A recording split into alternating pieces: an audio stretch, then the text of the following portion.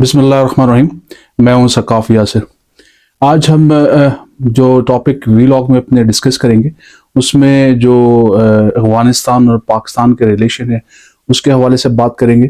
اور پاکستان میں جو دہشت گردی کی نئی لہر آئی ہے اس پہ تھوڑی سی روشنی ڈالیں گے. ساتھ ہی ساتھ ہم یہ بھی دیکھیں گے کہ ڈونلڈ لو نے جو پاکستان کے حوالے سے اور سائفر کے حوالے سے جو اسٹیٹمنٹ دی ہے اس پہ تھوڑی سی روشنی ڈالیں گے. اور یہاں یہ بھی دیکھیں گے کہ عمران خان کا جو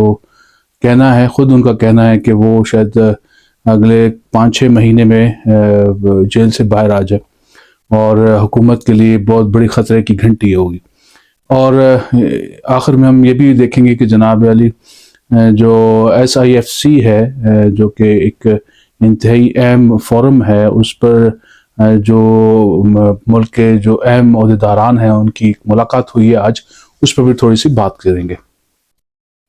تو شروع کرتے ہیں جناب کہ آج جو ہمارے ملک میں جو صورتحال ہے، جو دہشت گردی کی نئی لہر آئی ہے، اس میں ایک پاکستان کو جو مشکلات کا سامنا دیکھنا پڑ رہا ہے اس کی کیا وجوہات ہو سکتی ہیں. آپ دیکھ سکتے ہیں کہ بھئی گوادر کے جو ہاؤسنگ سوسائٹی ان کی گوادر میں وہاں پر حملہ ہوا اور اس کا ریٹالیشن بھی دیا، اور ایک دہشت گرد کا بہت بڑا منصوبہ جو ہے وہ پاکستانی فورسز نے ان کو ناکام بنایا ہے. میر علی میں 16 تاریخ کو بڑا خطرناک قسم کا حملہ ہوا جس میں ہمارے کرنل اور کئی سپاہی ساتھی تھے جو کہ شہید ہوئے. اور یہ حملہ جو تھا وہ افغانستان سے ڈیزائن ہوا، اور افغانستان سے جو TTP کے کچھ رکین ہیں انہوں نے پاکستان کے اندر آ کر حملہ کیا، اور پاکستان نے جو ہے اس حملے کو جواب دیتے ہوئے افغانستان کے اندر جا کر ان کے گھر میں بیٹھے ہوئے، ان کو جہاں تک سوچ بھی نہیں تھی ان کی، وہاں پر جا کر انہوں نے پاکستان ایک زبردست قسم کا اس کا رسپانس دیا، جس پر جو ہے وہ افغانستان کو بہت برا لگا. جبکہ پاکستان نے 16 تاریخ کے بعد بڑے سخت انداز میں اس کا احتجاج کیا تھا اور کہا تھا کہ طالبان کے خلاف اور جو حملہ کرنے والے انڈیویجولز ہیں ان کے خلاف جو ہے وہ کارروائی کرے. لیکن 1-1.5 دن کے اندر چونکہ کارروائی کوئی نہ ہوئی، اور صدر مملکت اور chief of the army staff خود جنازہ پڑھ رہے تھے 17 مارچ کو، اور انہوں نے یہی فیصلہ کیا کہ اس کا ہمیں سخت گیر قسم کا جواب دینا چاہیے، اور ایسا ہی ہوا. اور جو کہ افغانستان کے اندر جا کر ان کے 2 صوبوں پر جو ہے پاکستان نے اٹیک کیا اور ان کو بری طرح متاثر کیا، اور ان کے جو حملے ان کے جو ٹھکانے ہیں دہشت گردوں پہ اس پر حملہ کیا، جس پر جو ہے پاکستان کے سفیر کو افغانستان میں بلا کر جو ہے وہ سخت الفاظ میں احتجاج ریکارڈ کرایا گیا. لیکن دوسری جانب پاکستان کی بھی جو ہماری دفتر خارجہ ہے اس نے بڑے زبردست طریقے سے اس کا رسپانس بھی دیا، اور اس نے ان کو بتایا جناب کہ ہم آپ کو پہلے ہی بتایا تھا، اور کئی بار ہم نے ریکویسٹ کر چکے ہیں کہ یہ دہشت گردی کی جو پاکستان کے اندر حملے ہو رہے ہیں وہ افغانستان کی طرف سے آ رہے ہیں، اور ان کے خلاف آپ اقدامات کریں. اور پورا 1-1.5 دن دیا گیا لیکن انہوں نے کوئی اس پہ اقدام نہیں کیا. تو اس کے بعد پہ پاکستان مجبور ہوا اور خود انہوں نے ایکشن لیا اور ان لوگوں کے پیچھے جا کر ان پر حملہ کیا. اس کے اب بہت سے اثرات پڑتے ہیں، اس پہ ریجنل اثرات بھی پڑیں گے اور دونوں ممالک پہ بھی اثرات پڑیں گے. آپ دیکھ سکتے ہیں کہ وزارت داخلہ نے جمعے والے دن ایک اجلاس بھی کیا تھا جس میں جو افغانی اس سے پہلے واپس بھیجے گئے تھے، جو غیر قانونی طور پہ پاکستان میں موجود تھے، ان کا انخلا کیا گیا تھا، ان کو ریپاٹریٹ کیا گیا تھا، ان کو واپس بھجوایا گیا تھا. اب دوسرا مرحلہ اس کو شروع کیا جا رہا ہے. اس پہ 15-16 اپریل کی ڈیٹ ابھی اناؤنس نہیں ہوئی لیکن عام طور پہ رکھی گئی ہے، اور اس پہ وہ ڈسکشن کر رہے ہیں. ان کے حوالے سے پھر ایک تھوڑی سی نفرت کی اور ایک جو ہے بدمزگی کی فضا پیدا ہوگی. اور ان حالات میں جو ہے جہاں پر پوری دنیا بہت سے اس طرح کے مسائل میں پڑی ہے جس کو انفارمیشن ٹیکنالوجی اور بوسٹ اپ کا زمانہ کہا جا رہا ہے، اور ہمارے ہاں جو ہے وہ چھوٹے چھوٹے مسائل پر جھگڑے ہو رہے ہیں، اور 2 ملک جو آپس میں انتہائی قریبی ممالک ہیں اور ان کا بہت ہی اسٹیک انوالو ایک دوسرے کے ساتھ، اور باؤنڈریز بھی مل رہی ہیں اور کئی صدیوں سے کٹھے رہ رہے ہیں، اور ان کے جو رسم و رواج ہیں اور ان کی بہت سی ایسی عادات ہیں جو کہ ملتی جلتی ہیں، اس کے باوجود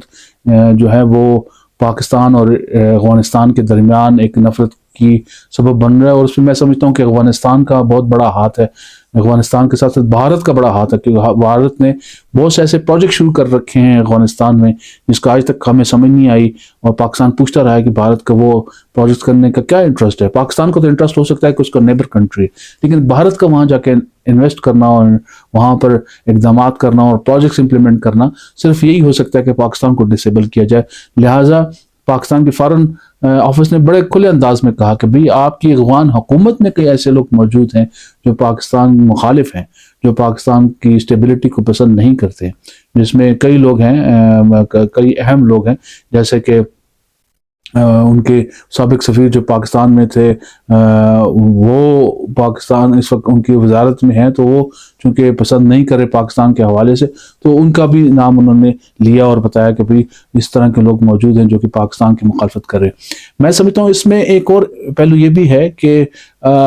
پاکستان میں جو نئی دہشت گردی کی لہر آئی ہے، اس میں ایک بڑی وجہ یہ ہے کہ پاکستان ایران کے ساتھ اپنی پائپ لائن بنانے جا رہا ہے، اور اس کا سارا جو ڈسٹریبیوشن سسٹم ہوگا وہ پاکستان میں ہوگا، جس پر ڈانلڈو نے کل بھی جو بیان دیا اس میں بھی کہا کہ پاکستان سے ہم کو اس بات پہ خوش نہیں ہے کہ پاکستان ایران کے ساتھ ایگریمنٹ کرنے جا رہا ہے، یہ پائپ لائن کی اپنی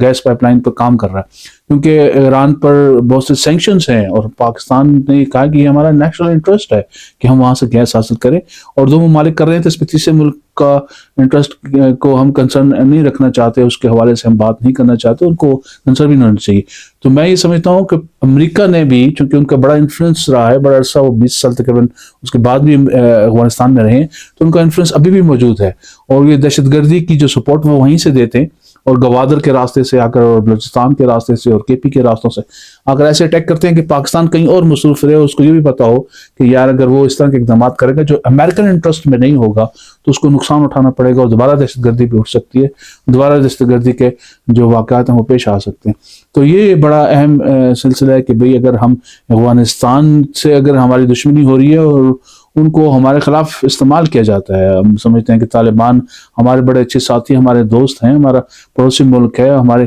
رسم و رواج، ہماری بہت سی ایسی عادات ہیں جو کہ ملتی جلتی ہیں، لیکن وہ استعمال ہوتے ہیں، کہیں وہ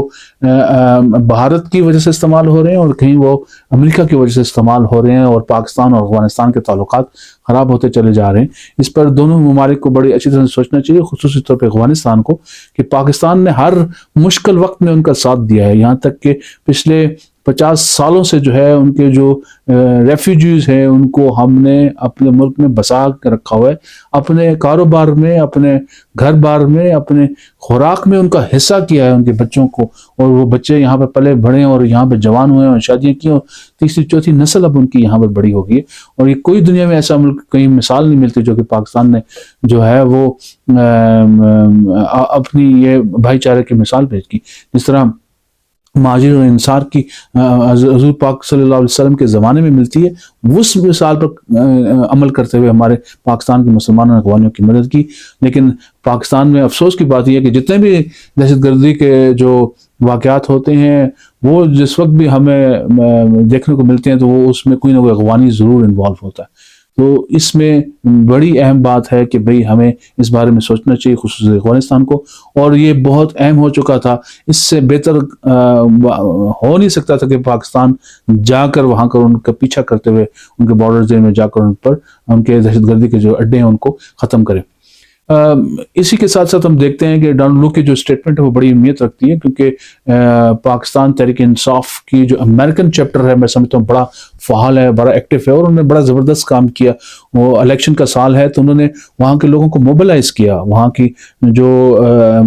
Pakistan Tehreek Insaf P T I American جو چیپٹر ہے وہاں کے عہدیداران نے آپس میں کنٹریبیوشن کر کے پیسے لگا کر اور ایک ایونٹ آرگنائز کروایا جو کہ ان کی ہاؤس آف ریپرزنٹیٹیوز کی جو فارن کمیٹی ہے اس کی سب کمیٹی کا اجلاس منعقد کروایا، اور وہ پبلک گیدرنگ تھی اور پبلک سیشن تھا جس میں لوگ اکٹھے ہو سکتے تھے، لیکن ان کے جو 12 ممبران ہیں وہ اس میں شامل ہوتے ہیں اور ڈسکشن کرتے ہیں، اور ڈانلڈو جو ہیں وہ امریکہ کی جانب سے مڈل ایسٹ اور ساؤتھ ایشیا کے لیے جو ہے وہ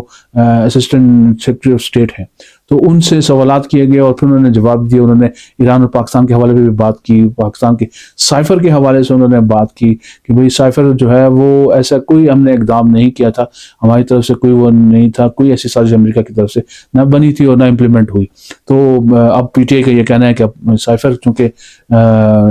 کا جو سازش ہے وہی بے نقاب ہوگی, کوئی ایسی نہیں تھی, تو وہ اس کی کوئی بیس ہی نہیں بنتی ہے. تو اسی بیس کی بنیاد پر جو ہے وہ ان کا کہنا ہے کہ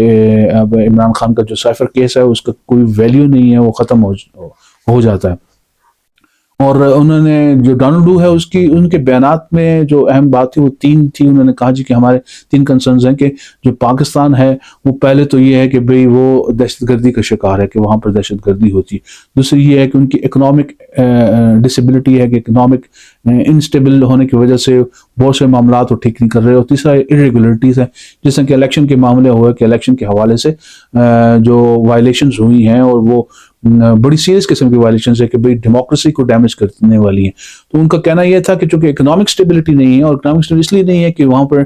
ٹیررزم ہے, اور افغانستان جیسے ملک سے وہاں پر, اور افغانستان کو چاہیے کہ اپنے ملک میں ٹیررسٹ کو پلنے پھولنے نہ دے, اور وہ یہاں پر پاکستان میں آ کے ایکٹیویٹیز کرتے ہیں جس کی وجہ سے اکنامک انسٹیبلٹی آ رہی ہے اور پھر ارریگولرٹیز آ رہی ہیں. تو ارریگولرٹیز کی بھی انہوں نے ذکر کیا, جیسے کہ الیکشن کے حوالے سے کہ بھئی الیکشن میں دھاندلی ہے, یا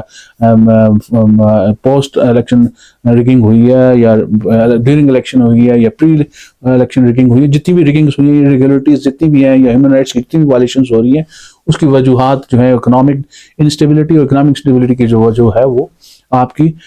ٹیررزم ہے. تو یہ ان کا سادہ خال تھا. تو یہ میں سمجھتا ہوں کہ پی ٹی آئی امریکنز کا بہت کامیاب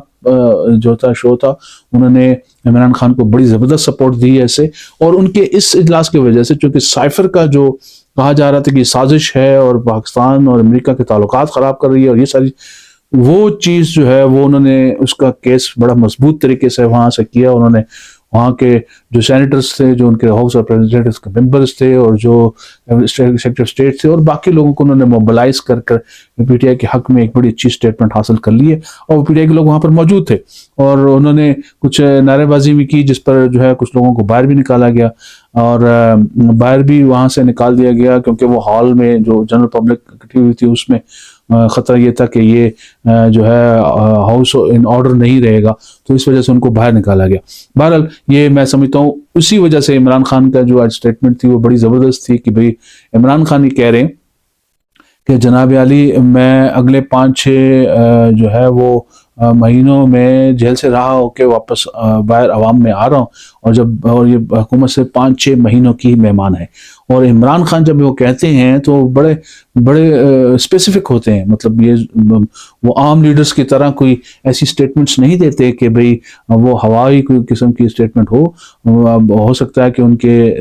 جو پلان, ان کا جو ٹریک ان کو نظر آ رہا ہے اس میں ان کا نہ, کیونکہ سائفر کا جو کیس تھا اسی پہ ان کے زیادہ مسئلہ بن رہا تھا. باقی کیس تو کوئی ہے ہی نہیں, اتنے کوئی کیس ہی نہیں ہے. نکاح کا جو کیس ہے اس میں اگر وہ نکاح میں اگر ایک گواہ نہ بھی ہو تو گواہ ڈال لیں تو انویلڈ سے ویلڈ نکاح ہو جاتا ہے. وائڈ نکاح جو ہے وہ ویلڈ نہیں ہوتا, لیکن انویلڈ اگر نکاح ہو, اس میں کوئی خامی رہ گئی ہو, تو ویلڈ کیا جا سکتا ہے قانونی طور پر. تو وہ کیس میں ان کا کمزور ہے. اسی طرح توشاخانے والے کیس میں بھی اتنا کوئی خاص سبسٹینس موجود نہیں ہے, اور سائفر والے کیس میں جان لوک کی سٹیٹمنٹ کے بعد وہ کیس بھی انہوں نے کمزور کر دیا. اور جو اس پہ بھی بڑی دلچسپ سٹیٹمنٹ دی ہے عمران خان نے کہ بھئی یہ 190 ملین پاؤنڈ کا جو کیس ہے یہ بھی بڑا عجیب کیس ہے, کہ اس میں پیسے بھی حکومت کے پاس ہیں, اور ٹرسٹ بھی چل رہا ہے, اور یونیورسٹی بھی چل رہی ہے, اور ہم پھر بھی اس میں ملزم قرار دیے جا رہے ہیں اور ہمیں مجرم بنایا جا رہا ہے. بہرحال اس کیس میں میں سمجھتا ہوں کہ ملک ریاض صاحب کی جو سٹیٹمنٹ ریکارڈ ہوگی بڑی اہمیت کی حامل ہوگی. اگر انہوں نے کہہ دیا کہ یہ زمین میں نے ان کو رشوت کے طور پہ دی تھی تو پھر عمران خان پھنس جائیں گے, اور اگر ان کی سٹیٹمنٹ جو ہے وہ ان کے حق میں گئی تو یہ اس میں پھر بچ سکیں گے, ورنہ ان کے لیے خطرات ہی خطرات ہوں گے. آخر میں جو ہم نے کہا کہ بھئی جو اہم ملاقات ہوئی ہے وہ آج چاروں وزیر اعلیٰ جو ہیں, چاروں صوبوں کے وزیر اعلیٰ, انہوں کی آپس میں بھی ملاقات ہوئی, اور وزیر اعظم کی زیر نگرانی جو ہے وہ SIFC جو ہے وہ کا اجلاس منعقد ہوا. یہ ایک ایسی کونسل ہے, ایک ایسا فورم ہے جس میں نیشنل اور انٹرنیشنل انویسٹمنٹ کے حوالے سے, پروجیکٹس ڈیولپمنٹ پروجیکٹس امپلیمنٹ کرنے کے حوالے سے سنگل ونڈو آپریشن کا ایک ہائیسٹ فورم بنایا گیا ہے. یہ تقریباً گزشتہ سال 20 جون 2023 کو بنایا گیا تھا وزیر اعظم شہباز شریف کی سربراہی میں, اور اس میں سب سے اہم بات یہ ہے کہ اس میں نہ صرف وزیر اعظم ہوتے ہیں, ان کے ساتھ کچھ اہم وزراء ہوتے ہیں جیسے کہ فائنانس منسٹر یا انویسٹمنٹ کے منسٹر وغیرہ ہوتے ہیں. اس میں چاروں صوبوں کے وزیر اعلیٰ بھی ہوتے ہیں اور chief of the army staff جو آرمی کے ہیڈ بھی ہوتے ہیں وہ بھی اس میں شامل ہوتے ہیں. تو یہ سب سے ہائیسٹ اور پاورفل فورم ہے جو کہ اس انویسٹمنٹس کو دیکھے گا, اور انویسٹمنٹس میں 4 مخصوص شعبوں میں دیکھی جائے گی, جس میں جو ہے وہ ایک تو سب سے اہم یہ ہے کہ وہ مائننگ اور منرلس کو دیکھیں گی. اس کے علاوہ جو ہے انرجی سیکٹر کو, agriculture, life stock, I T اور ڈیفنس پروڈکشن کی, یہ 7 ایسے سیکٹرز ہیں جس پر وہ انویسٹمنٹس لائیں گے اور اس پر آپریشن کر کے پاکستان کی ترقی میں کردار ادا کریں گے. اور سب سے اہم بات یہ کہ فیڈرل اور پروونسز جو ہے اس پروسیس کو فیسیلیٹیٹ کریں گے. اور آج کی میٹنگ کی اہمیت یہ تھی کہ آج علی امین گنڈا پور صاحب جو ہیں وہ, ان کی مریم نواز کے ساتھ ملاقات ہوئی, شہباز شریف کے ساتھ دوسری ملاقات ہوئی. یہ پہلی دفعہ ملاقات تھی کہ ایک وزیر اعلیٰ دوسرے وزیر اعلیٰ سے ان کی ملاقات بھی ہوئی ہے, اور چاروں صوبوں کے وزیر اعلیٰ بھی ایک جگہ بیٹھے ہوئے تھے, اور وزیر اعظم بھی تھے, chief of the army staff بھی تھے, اور گزشتہ جو جانے والی جو نگران حکومت تھی اس کے وزیر اعظم انوار الحق کاکڑ صاحب اور ان کے کچھ سابق وزراء بھی اس میں شامل تھے. تو انہوں نے اپنی پریزنٹیشن دی کہ انہوں نے کہاں تک اس سلسلے کو لے کر گئے ہیں, اور اس کے بعد پھر اب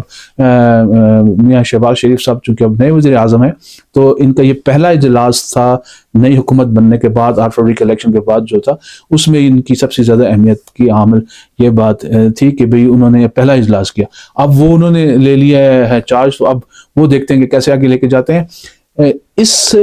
کونسل کی جو اہمیت ہے وہ اس لیے بھی بڑی ہے کیونکہ یہ اسٹیبلشمنٹ کی خواہش پر یہ بنی ہے, اور ان کے ہی ڈنڈے کے زور پر سارے اکٹھے ہو کر بیٹھے بھی ہیں اور بات چیت بھی کر رہے ہیں, اور فارن اور نیشنل انویسٹمنٹ بھی انشاءاللہ آئے گی اور آ رہی ہے, اور وہ اس پہ دیکھیں گے کہ کس طریقے سے پاکستان میں یہ میگا پروجیکٹس امپلیمنٹ کر کے فیسیلیٹ کیا جا سکتا ہے. آخر میں پھر بھی ایک نئی دلچسپ بات ایڈ کرتا جاؤں کہ بھئی علی امین گنڈا پور صاحب نے ایک مرتبہ پھر تڑی لگائی اور ایک دفعہ پھر زبردست قسم کا جو ہے نا وہ شو پیش کیا, اور انہوں نے کہا کہ مرکز اور ساتھ ہی ساتھ جو ہے وہ پنجاب ٹھیک ہو جائے, ورنہ ان کے خلاف میں پولیس کو بھجوا دوں گا, کیونکہ ڈی خان میں ان کے خلاف مقدمات درج ہیں, FIR کٹی ہوئی ہیں, وزیر اعلیٰ کے خلاف, وزیر اعلیٰ مریم نواز کے خلاف بھی, اور صدر مملکت جناب آصف علی زرداری کے خلاف بھی. تو ان دونوں کے خلاف میں پولیس بھیجوا دوں گا اگر انہوں نے اسی قسم کا رویہ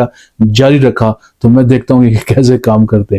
تو ان کی تڑی, ان کے جو تھریٹس تھے وہ تو معلوم نہیں کام کی نہیں کیے. بہرحال ایک میسج انہوں نے دے دیا کہ وہ ایگریسو سٹیج پر کریز سے باہر نکل کر چھکے چوکے لگانے کے موڈ میں ہیں, اور باقیوں کو وہ ڈیفینسو پوزیشن پہ لے جانے کی کوشش کر رہے ہیں. اور عمران خان کو ایسے کھلاڑی زیادہ پسند ہوتے ہیں بنسبت اس کے جو ہے وہ بیرسٹر گوہر جیسے یا علی ظفر جیسے لوگ جو دھیمے مزاج کے اور ریکنسیلیشن کی بات کرنے والے ہوں, ان کے مقابلے میں اس طرح کے لوگ جو